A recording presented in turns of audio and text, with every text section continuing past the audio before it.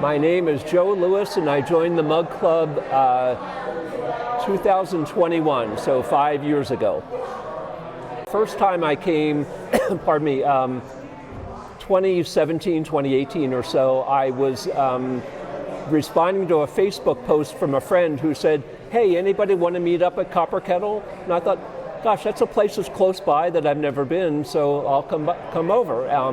So I came and I sat at a table figuring, okay, there's going to be a bunch of people here, and I sat there, and time went by, and my friend didn't show, and neither did any of our mutual friends. So I finally texted him and said, where are you? He says, oh, I decided not to go. And I thought, well, gee, I'm here already, you know. So I surrendered the table and went up to the bar because it was just me. I didn't want to use up a whole table.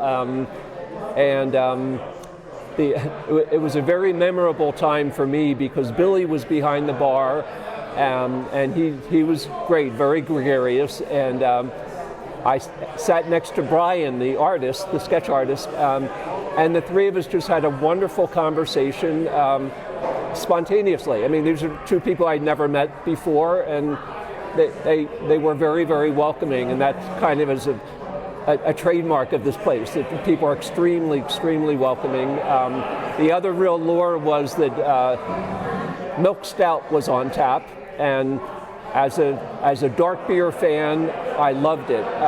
So the fact that it was Milk Stout plus friendly people, I thought, you know, I think I'll make a habit of coming here, and I did. You know, it's funny because I think it might have been like May or so when I was here, and I thought, okay, most places around town, if they have stouts at all, they have them for like a couple weeks in the winter, you know, and then they're done. This place, it was summertime and they had stout, and I thought, all right, that's a sales pitch for me. So yes, that did bring me back. But again, what kept me coming back, I think, was the atmosphere, the people, the vibe. Everything was really favorable. I absolutely love the stouts and porters when they have them.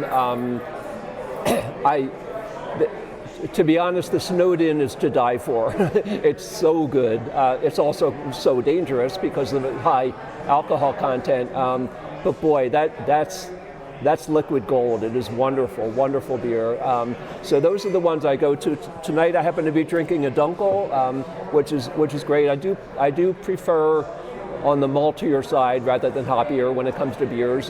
So the brown ales and the equivalents of those, and the Dunkel is awesome. It's a very, very good beer. But yes, the darker ones, like I said, not so much the hoppy ones, and thankfully Copper Kettle usually has a good variety of ones that I like.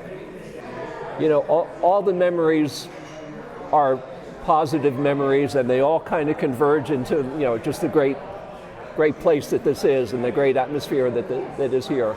I think one that might stand out is last year, for the last year's anniversary party, pardon me, I was paired with a young woman, Kendra, who I had met but didn't really know prior to then, and she and I, you know, sat down. We had a shift where we're checking IDs, and Kendra's like 30-something, and I was approaching 70, so you always hear about if you pair a millennial with a boomer, it's going to be a disaster. But this is the exact opposite. We had such a good time with each other. We had great conversation about family, about work, about life in general. We found that we both like the same kind of beer, and we both dabbled in the same musical instrument, drums.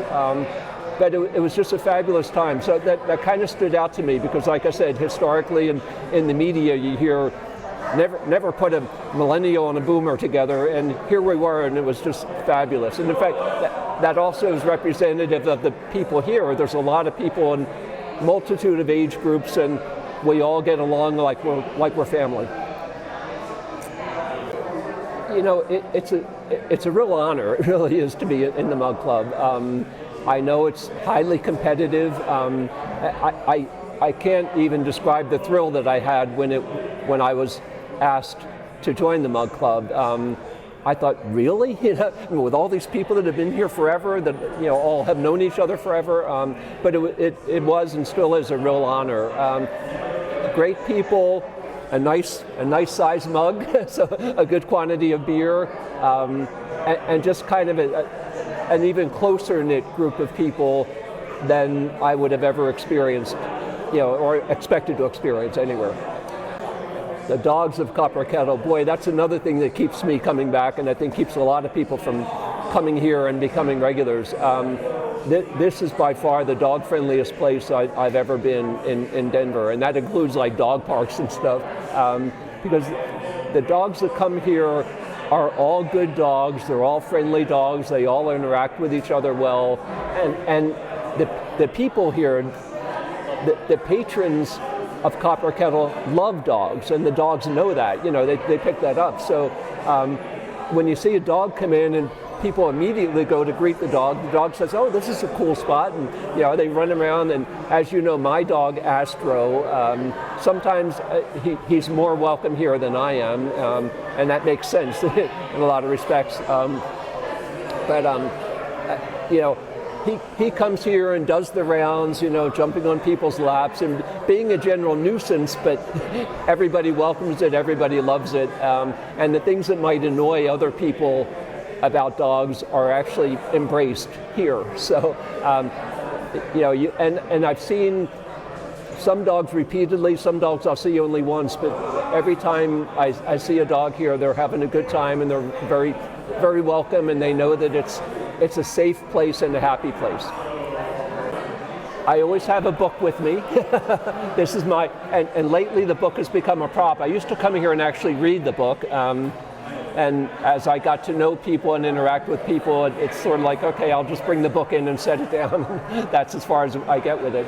But that's also a good sign that I can bring a book somewhere. It's there if I feel like reading it, but I don't have to. And what's kind of nice is the book sometimes is an icebreaker, because people will come up and say, "What are you reading?" And I'll say, and they may have read it or they may have read something else by the same author. So it's interesting. And reading a book in a public setting, sometimes people think is standoffish, but here it's kind of, like I said, an icebreaker, something that helps people open up and helps me open up to them and gives us at least some common bond to go from.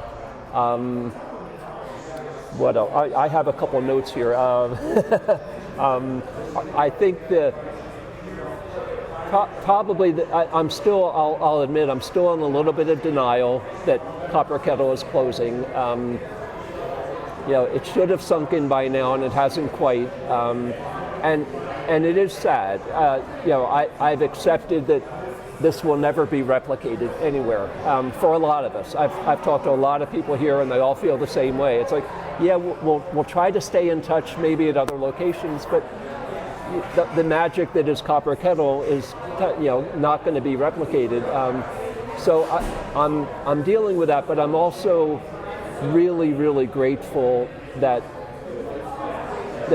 my time on Earth and Copper Kettle's existence overlapped.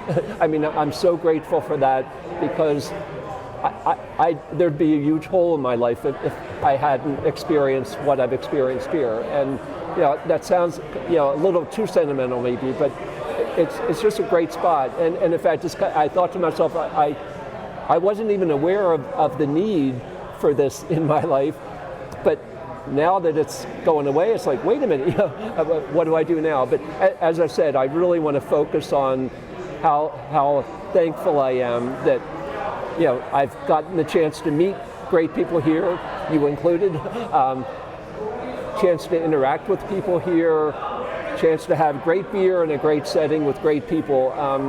And that's something that, if I had not experienced that, it would be a huge loss. So I'm happy that it's been around. I'm happy that I've gotten involved and been part of that. And I really want to be able to take that with me forever.